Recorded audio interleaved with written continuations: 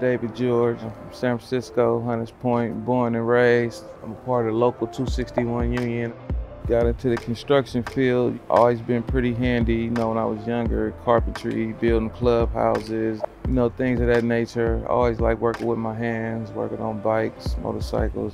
When I was younger, I always looked up to like maintenance man. They used to come fix the house. I used to always talk to them and stuff. So it's always been something I'm interested in, but it just came a point in my life where I just had to make a choice.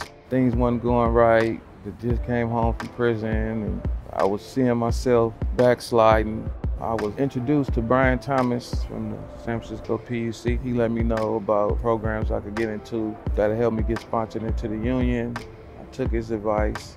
There's a lot of great programs in San Francisco that can help you get into this field. We got City Build, and we got YCD over here in the community.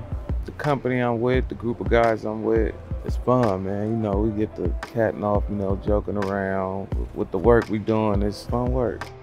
But along the way, through my growth and people seeing me, doing positive, seeing the way I'm moving, a lot of the young cats in my neighborhood got interested. I did what I can to help direct them to the right people to get them in the union, to get into this field, and it's been going great for them too. A lot of them got children. It's been life-changing.